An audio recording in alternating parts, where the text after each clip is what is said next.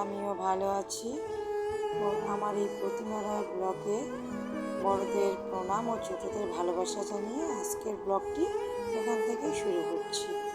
তো সবাই জানো যে সকালবেলা উঠে মেয়েদের বা বাড়ির বউদের কিছু কাজকর্ম থাকে, যে কাজগুলো অন্য কেউ করে না বা করতেও পারে না, তো আমাদেরকেই করতে হয়। তো আমি তো একজন বাড়ির বউ, তো আমার কিছু কাজকর্ম দায়িত্ববোধ কিছু থাকে, তো সেই হিসেবেই আমাকে করতে হয়। দেখো, নিজে খেতে গেলেও কিছু করতে হয়, রান্না বাড়ি এই সমস্ত কাজ, বা নিজে থাকতে গেলেও নিজের ঘরটাকে পরিষ্কার করতে হয়। দেখো, আমরা যখন থাকি, নিজে একাইও যদি থাকি, নিজের বিছানাটাকে গোছাতে হবে। এই জন্য বাড়িতে আর একজন বা আর দুজন থাকলে এটাকে কিছু মনে করা যায় না। আর কাজ হলো এমনই একটা জিনিস যে ভালোবেসে করলে সেটাকে মানে পরিশ্রম বলে মনে হয় না।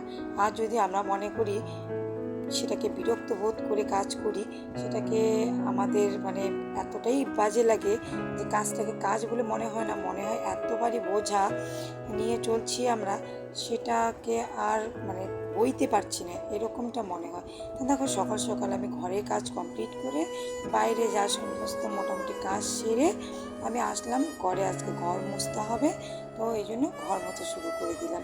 দেখো, আজকে এমন কেউ আসতেছে বাড়িতে হঠাৎ করে, তো আমাকেও যেতে হবে এক জায়গায়। তো কী কারণে যাব এখন তোমাদের সেটা বলছি না, বলবো একটু পরে। তো দেখতেই পাচ্ছ, ঘরে কাজগুলো আগে তাড়াতাড়ি সম্পূর্ণ কাজ করে নিচ্ছি। জানোই আমার একটা ছেলে আছে, তো ওকেও তো আমাকে সব কিছু সামলাতে হবে, ওর কাজগুলো করতে হবে।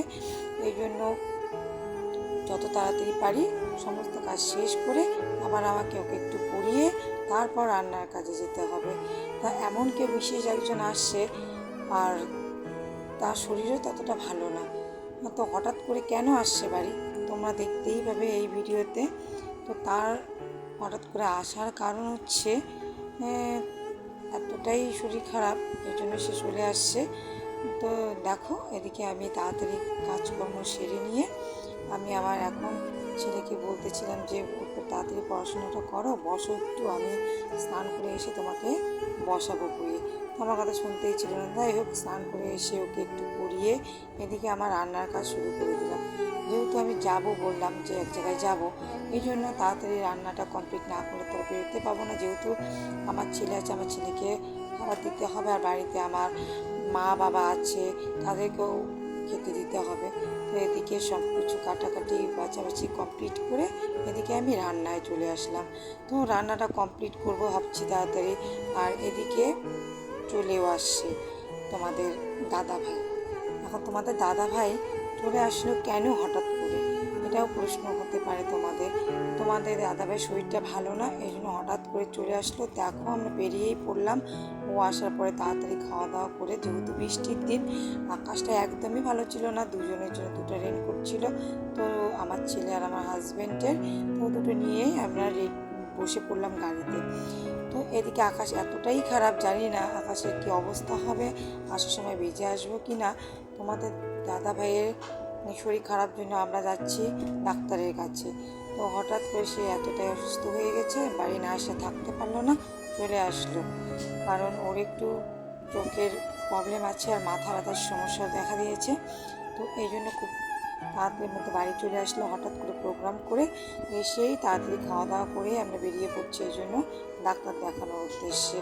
আর ডাক্তার যেহেতু দেখাতেই যাচ্ছি, এই জন্য আমাকেই বললো যে তোমারও মাথা ব্যথা করে, তো তোমারও শরীরটা ভালো যাচ্ছে না মাথা ব্যথার জন্য, সবসময় মাথা ব্যথা করছে, চোখ টোক ফুলে যাচ্ছে, তো চলো দুজনেই দেখিয়ে নিই। আমি বারবার করে বললাম না আমাকে লাগবে না, তুমিই দেখি না, তুমি বেশি অসুস্থ। আমার দাদাভাই শুনলো না, যে না দেখাই, দুজনেই দেখিয়ে নিই। তো ঠিক আছে, আসলাম। এসে দেখো তোমার দাদাভাই কথা বলছে, এদিকে ডাক্তার বসবে কিনা অনেকক্ষণ এখানে বসে আছি থাকতে থাকতে। আর আমার ছেলে প্রচুর বিরক্ত বোধ করছিল। দেখো, এদিকে আমরা ডাক্তার দেখানো শেষ করে চশমা দিল। আমার চশমা আগেও ছিল, তাই আবারও চশমা নিচ্ছি। মাঝখানে চশমাটা পরে বন্ধ করে দিয়েছি কোনো এক কারণবশত।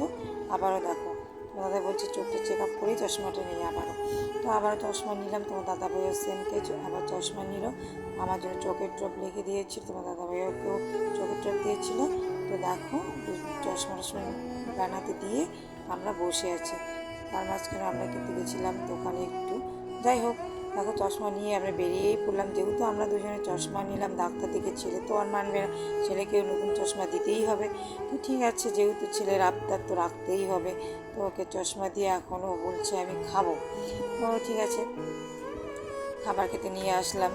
তো এসে দেখো খাবার টাবার খাইয়ে আবার দেখো বাড়ির জন্য নিলাম, যেহেতু বাবা মা আছে বাড়িতে আর মানে গপু সোনা বাড়িতে আছে। তো গপু সোনার জন্য লাড্ডু নিয়েছি আর বাবা মার জন্য সিঙ্গারা মিষ্টি নিয়েছি। তো নিয়ে বাড়ির দিকে আমরা রওনা দিলাম, কারণ এদিকে আকাশ এতটাই খারাপ করেছে, হাফ রাস্তায় এসে বৃষ্টি পড়ছিল। আমরা ভিজেই মোটামুটি বাড়ি চলে আসলাম। আমি ভিজলাম, তো ওরা দুজনে রেইনকোট পরছিল, পরে বাড়ি চলে আসলাম। সন্ধ্যার যা কাজকর্ম থাকে কমপ্লিট করে আবার ওই রান্নাঘরে চলে আসলাম রান্না করার জন্য। তোমরা সকলে দেখতে পারলে আমি সারাদিন কী কী করলাম। তো এখন দেখো রাত্রে রান্না করছি, তো রান্না প্রায় আমার শেষ হয়ে আসছে।